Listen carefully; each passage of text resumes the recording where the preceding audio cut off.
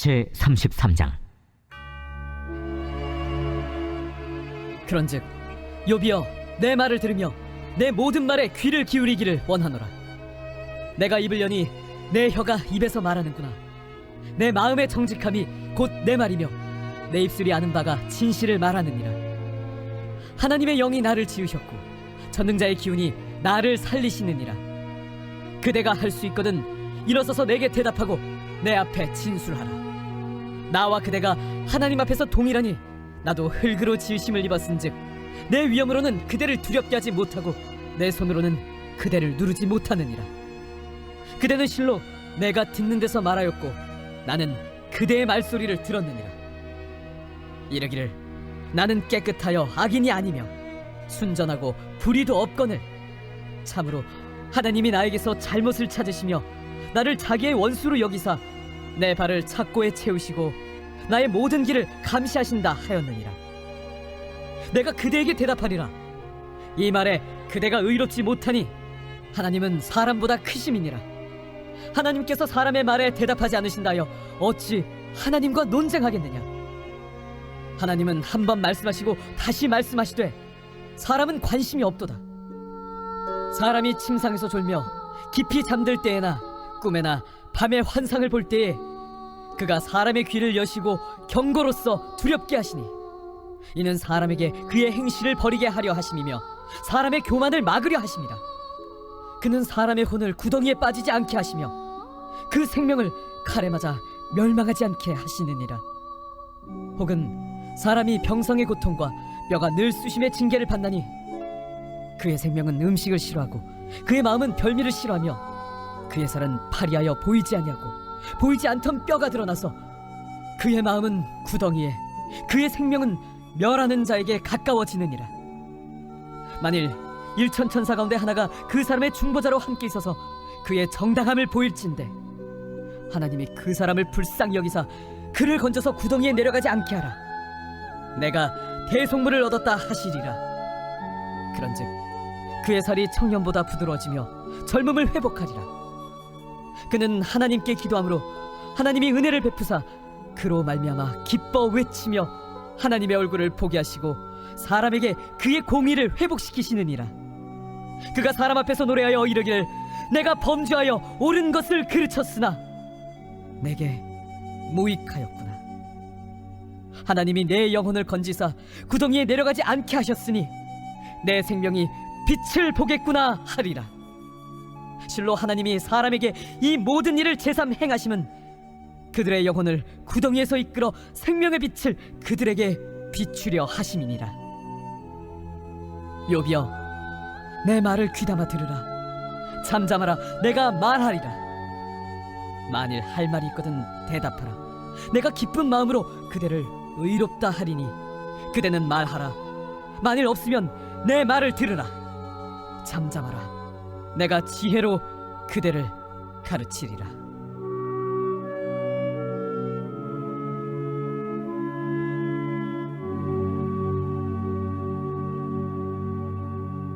아멘, 할렐루야.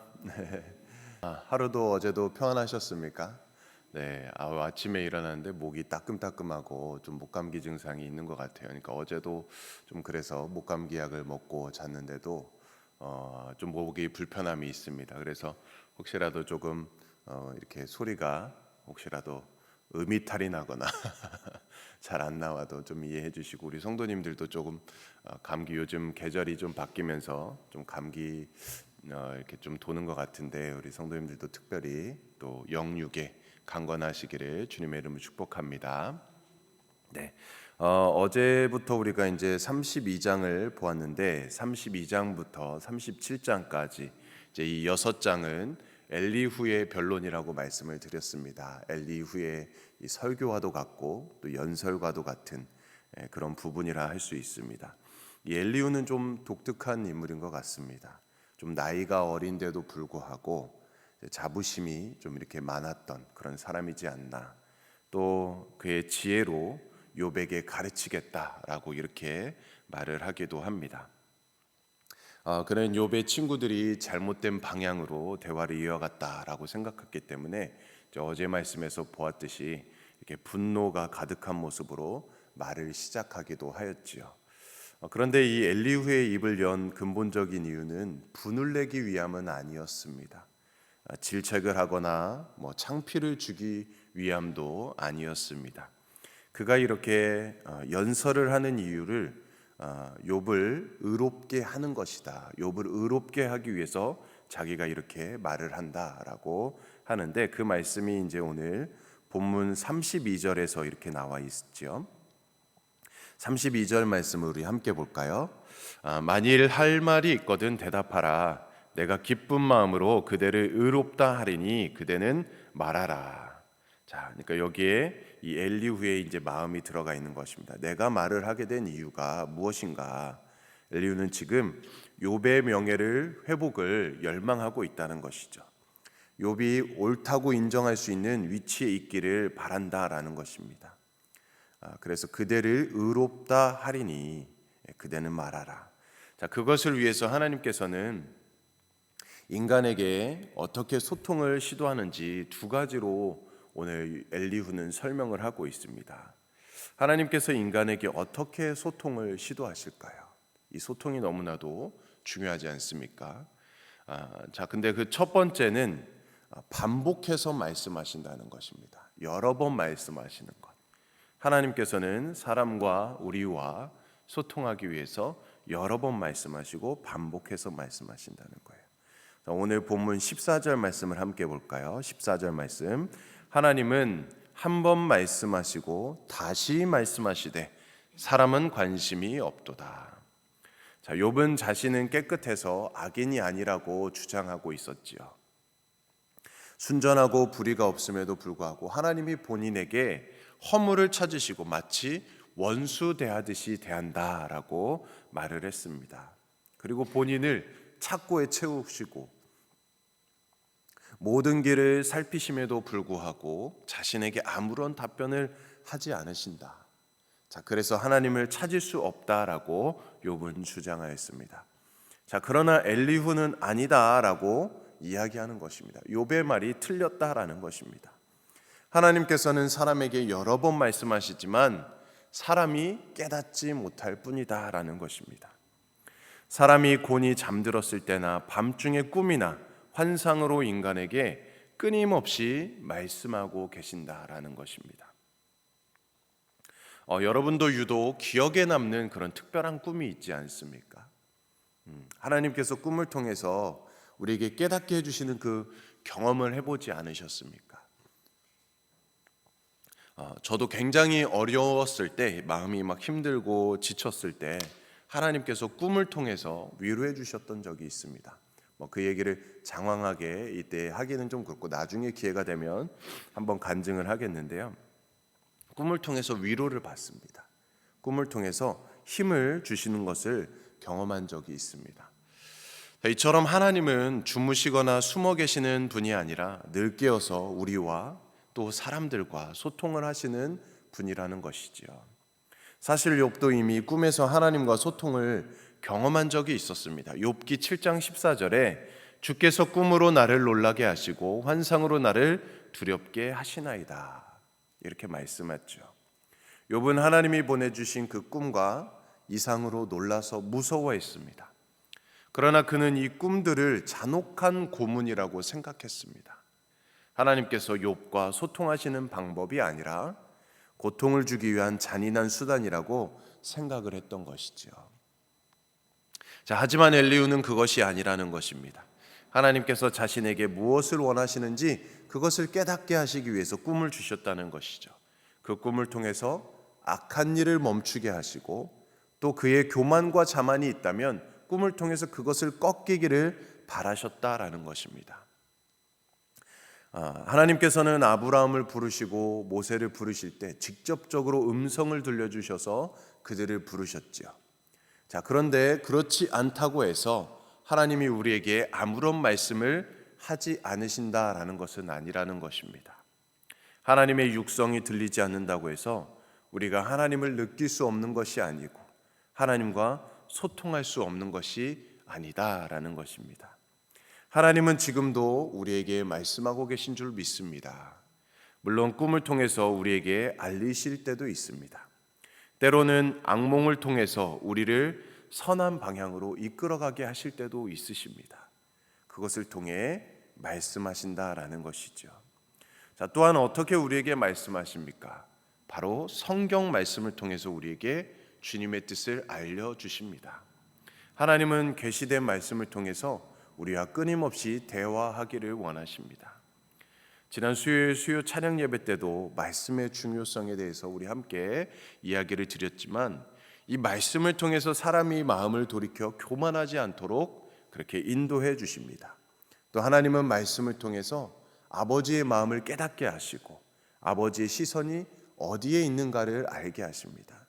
또 말씀을 통해서 아버지가 어떤 분이신가 우리가 알 수 있도록 해주신다라는 것이죠. 사랑하는 성도님들, 그러므로 양이 목자의 음성을 듣고 따라가면 안전한 생명의 길로 갈 수 있는 것이죠. 이처럼 우리가 하나님의 음성을 듣고 주님을 따라가면 우리의 마음을 돌이켜서 교만함과 악에서 멀어질 뿐만 아니라 영원히 살 수 있는 길로 걸어갈 수 있다라는 것입니다.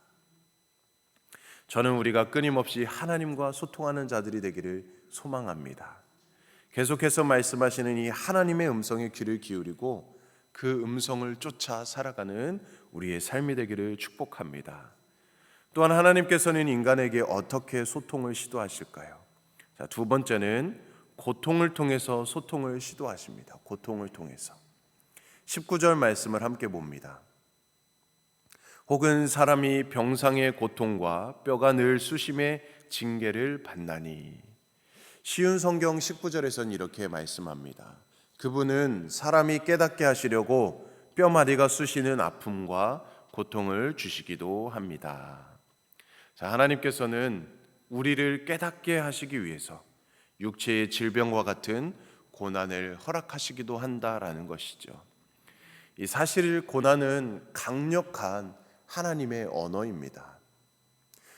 이것은 우리를 죽음에 이르는 고통을 맛보게 하거나 이것보다도 심한 아픔을 겪게 할 수도 있기 때문입니다. 이 육체의 고난이 모든 그리스도인들에게 주어지는 것인지, 또는 반복적인 말씀을 하셨음에도 불구하고 그것을 깨닫지 못할 때, 듣지 못한 그 결과로 주신 것인지는 우리가 다 알 수는 없지요. 그러나 분명한 사실은 하나님께서 이 고난을 사용하셔서라도 주의 백성과 소통하기를 원하신다는 것입니다. 이 고난을 통해서라도 하나님의 영광을 나타내기를 원하신다라는 것이죠. 하나님께서 사랑하는 자녀에게 이 죽음과 같은 고난을 안겨주면서까지 우리가 의인의 자리에 앉기를 원하신다라는 것입니다. 주께서 주시는 고난은 우리를 사랑하신다라는 증거이지요. 주께서 허락하신 고난은 하나님께서 우리와 대화를 하기 원하신다는 것이며, 그것을 통해서 우리가 조금이라도 교만하거나 의를 드러낸 것이 있다면 우리가 돌이켜서 주님과 더 가까이 있기를 바라는 아버지의 마음이 있다라는 것입니다. 만일 우리가 고난의 순간에 계십니까? 우리가 육체의 질병이나 경제적인 어려움이나 가정의 문제로 하루를 살아가고 계신 분이 계십니까? 고난은 하나님께서 열어주시는 또 하나의 소통의 창구라고 말씀하십니다. 고난은 자녀에게 더 크고 확실하게 말씀하고자 하시는 아버지의 마음이라는 것이죠. 사랑하는 성도님들, 오늘도 그 주님의 마음을 우리가 기억하시면서 환난 중에도, 고난 중에도, 슬픔과 또 기쁨 중에도 주님의 음성을 들으며 힘차게 살아가시는 우리 성도님들의 삶이 되기를 주님의 이름으로 간절히 소망합니다. 아멘. 우리 함께 기도하겠습니다. 하나님 아버지, 우리에게 때로는 고난의 순간이 다가올 때가 있습니다. 우리는 그 시간을 통해서 우리와 소통하기를 원하시는 아버지의 마음을 깨달아서 주님께 더 민감하게 반응하는 우리의 삶이 될 수 있도록 인도하여 주시옵소서. 하나님께서는 우리에게 수시로 반복해서 말씀하시고 성경을 통해서 말씀하시는 그 하나님의 음성을 깨달아 알게 하시고, 하나님께서 원하시는 뜻대로 살아갈 수 있도록 우리 모든 걸음을 인도하여 주시옵소서. 오늘도 질병으로, 경제의 문제로, 자녀의 문제로 고난의 길을 걷고 있는 성도들에게 긍휼과 은혜를 베풀어 주시고 회복과 치유의 은총을 허락하여 주시옵소서. 우리의 귀를 열어 주셔서 주의 음성을 듣게 하시고 오직 믿음으로 모든 상황에서 승리할 수 있도록 함께하여 주시옵소서. 오늘도 힘 주시고 능력 주시고 지혜 주시고 사랑으로 함께하여 주셔서 하나님께 합당한 삶, 하나님께 영광 올려드리는 삶을 살아갈 수 있도록 인도하여 주시옵소서. 모든 것을 감사드리며 예수님의 이름으로 기도드리옵나이다. 아멘. 오늘은 우리 한국의 우리 한국 땅을 위해서 함께 기도해 주시고 우리 성경 번역 성교회 박유섭 조선영 선교사님을 위해서 함께 기도해 주시기 원합니다. 우리 한국 특별히 10월 27일 우리 한국의 모든 초교파적으로 연합 예배를 드린다고 합니다. 무엇보다도 악법의 재정을 막기 위해서 점점 더 변질되어져가는 악해져가는 세상을 향해서 함께 연합 예배를 드리고 기도하는 시간을 갖는다고 하는데 우리 한국 땅을 위해서 더 복음화되도록 정말 악의 법이 제정되지 않도록 모든 것을 주님께서 주관해 주시도록 기도해 주시기를 원합니다. 또 우리 담임 목사님 청빙 과정 또 은혜 중에 잘 진행됐는데 앞으로도 우리 부임하실 때까지 취임하실 때까지 주님의 은혜로 함께 해주시도록 기도해 주시기 원하고 또 우리 성도님들 질병 가운데 고통 가운데 어려움 가운데 있는 분들 주님의 은혜로 치유해 주시고 회복해 주시도록 우리 함께 기도해 주시기 원합니다. 또 우리 다음 세대를 위해서 기도해 주시고 또 우리 가정과 일터와 또 우리 개인의 기도 제목을 가지고 오늘도 우리 주님의 이름 세 번 외치며 간절히 기도하겠습니다. 주여